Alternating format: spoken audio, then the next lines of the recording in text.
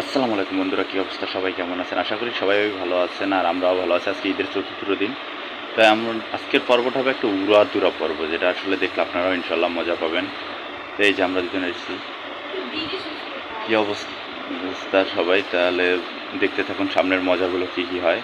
তাই আমরা হাঁটতেছিলাম, চলে আসছি আমরা সংসদ ভবনে। আসলে সংসদ ভবনে এসে দেখি যে ওইটা বাবারে বাবা, গাছ ভরা লাল লাল, এটি আবার কী ফল? এই জিজ্ঞেস করতে না করতে আমি আবার বললাম, দেখলো বকুল ফল। বকুল ফল আবার কে কে দেখছেন জীবনে কিন্তু ভুলেই যাবেন অবশ্যই। এই যে বকুল গাছ ভর্তি ফল, ও দেখতে অসাধারণ ছিল। এরপর আবার এই যে ফুলগুলো দেখেই মনে মনে ভাবলাম, হ্যাঁ রে, স্কুল লাইফে যদি আবার ফিরে যেতে পারতাম, কোনো মায়ের না কোনো মায়ের প্রপোজ করতে পারতাম রে।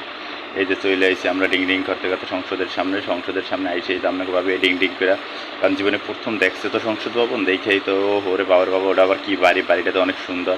আসলে যেটা সংসদ ভবন এটা কি আর জানে? রে, এই যে গ্রাম্যাগো, এই জন্য ঢাকার শহর আনতে হয় না। গ্রাম্যাগো ঢাকার শহর আনলে সংসদ ভবনের পাবে বাড়ি। তা বাড়ি দেখতে দেখতে তো এই যে আবার সামনে গেছে, আরে বাবার বাবা ছবি তোলার লেগে পাগল, তাই দিলাম একটু ছবি তুললে দিতেছি। এর মধ্যে আবার ভাবতেছে, এই বাড়িটা যদি কিনতে পারতাম, তারপরে তো বুঝে পেলাম না, এরে বেড়া, এটা সংসদ ভবন, এটার মধ্যে জাতীয় সংসদের বিভিন্ন রকমের অধিবেশন হয়। এই লইয়া তো হাঁটলাম, তারপরে একটু সামনে গেলাম, সামনে যাইতে এই পাগলের আবার কিন্তু দেখাইতে নাই লোয়ার গুতা, ওই যে ছোট্ট একটু জিনিস দেখছে, দেখেই তো এর লাগে আরে আবার একটু মন খারাপ করে বইয়া রয়েছে। কী করবে, এ বাড়িটায় ঢুকতে পারলো না। তাই বলছি আবার যে 26 মার্চে ঢুকতে দেয়, তোমার আবার ওই ঢুকবো না, আচ্ছা ঠিক আছে, আহো। এই আবার আওয়াজ শুরু করছে, লগে সঙ্গে আহে। এই যে দেখেন, এই আবার হইলো মাইয়া কাম, ওই একটা ব্যাগ 1.5 কেজি ওজন না, হেটার আবার দিচ্ছে আমারে ধরাই, এটা আর টানতে পারে না একলা একলা। এ কন, এই জ্বালা আর কার গায়ে হয়? তো এই ব্যাগটা লই আইতেছিলাম সামনে, আবার কইতেছে ওই যে বকুল ফল দেখছে, বকুল ফল, এই একটা যদি বকুল ফল পাইতাম, ওরা কি খাওয়া যায় না? আমি বললাম হ্যাঁ, পাকাটা খাওয়া যায়। তাই দিচ্ছে একটা পাইরে, এই পাকাটারে খাইতেছে। এই আধা পাকা বকুল ফলটার আবার দেখেন হাতে লইয়া খাওয়া শুরু করে দিচ্ছে। এই খায়ের মধ্যে আবার একটু কইতেছে, এনতে দেখতে তো খুব সুন্দরই লাগে, এনতে একটু ছবি তুলে দাও। দিলাম এনতে একটু ছবি তুলতেছি। এর ভিতরে ওই যে পিছনে আবার একটা শালিক দেখি, ও আবার কইতেছে আমার একটু ছবি তুলে দাও, তুলে দিলাম, ও গেল গাউরিয়া। তারপরে দিলাম ছবি তুলে, এই যে খাইতেছে দেখেন বকুল ফল। খাওয়ার পরে আর ফিলিংসটা দেখেন কী অবস্থা হয়। এ পাগলের গাড়ি যা খায় না, হেয়া খাইতেছে, এর অবস্থা কষ্ট লাগতেছে। এরপরে তো মনে করেন আখ মুখ দেখবে না, একসাথে করে আলাইবে না, কারণ হচ্ছে এই যে কাঁচা পাহাড়টা দিছি ধরাইয়া, তো পাহাড়গুলো সব উপরে ছিল, তাই আসলে পারতে পারি না, এই জন্য নিজ দিয়ে একটা দিছি একটু আদা কাঁচাটা খাইতেছে। কি মজা রে মজা, দেখবেন টের পাইবেন একটু পরে। কষ কষ থাকবি, পাকে নাই তো।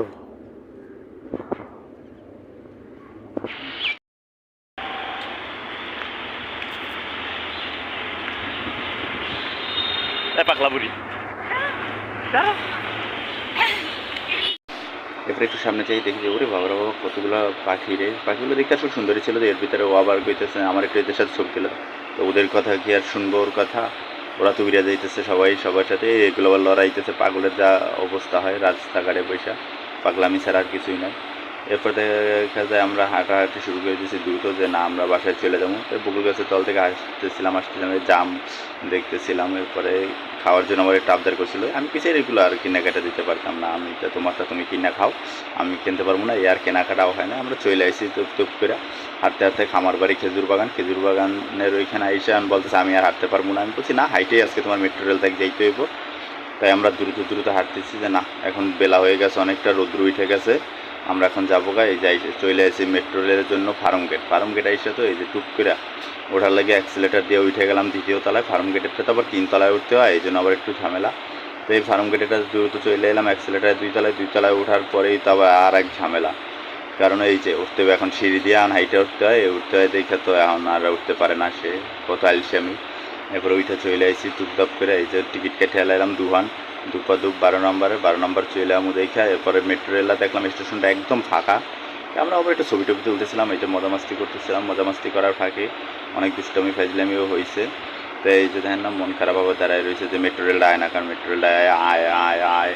এরপর তো আমিও একটু সব কিছু ছবি তুলে নিলাম, একটু ভিডিও করে নিলাম। মেট্রো রেল স্টেশনটা একদম ফাঁকা ছিল। তাই লাস্টের দিকে আবার 2টা যাত্রী হয়েছিল, আমি তো ওই যে দেখেন আয় পড়ছে মোগলাকে মেট্রো রেল, আল্লাহ রে আল্লাহ, আয়া পড়ছে কত বড় স্বপ্নের মেট্রো রেল।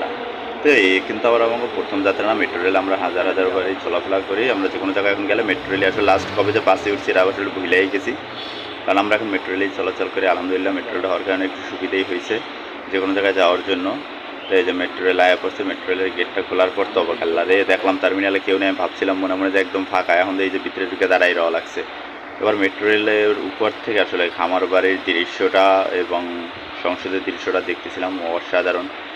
আর গল্প করতেছিলাম আমরা যে আসলে এই উপর থেকে দেখতে যে জিনিসটা অসাধারণ লাগে, যেটা আসলে বাস্তবে নিচ থেকে বোঝা যায় না। তাই খামার বাড়ি, খেজুর বাগান, এরপরে সংসদ ভবন দেখে আবার এই যে জিয়া উদ্যান বা চন্দ্রিমা উদ্যান যেটা বলেন আপনারা, এটার সম্পূর্ণ দৃশ্যটা দেখতেছিলাম, ভালোই লাগতেছিলাম।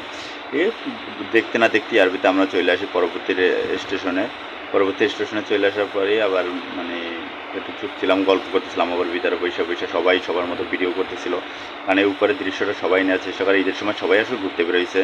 তো ওইখান থেকে আমরা চলে আসি। এরপরে দেখা যায় বিমানবন্দর, পুরাতন বিমানবন্দরটা আসলে উপর থেকে দেখতে অসাধারণই লাগে।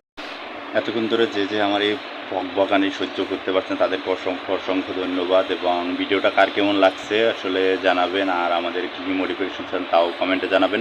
থ্যাংক ইউ যারা আমার ভিডিওগুলো রেগুলার দেখেন, অসংখ্য ধন্যবাদ। সর্বশেষে কিন্তু লাইক, শেয়ার অ্যান্ড কমেন্ট করতে ভুলবেন না।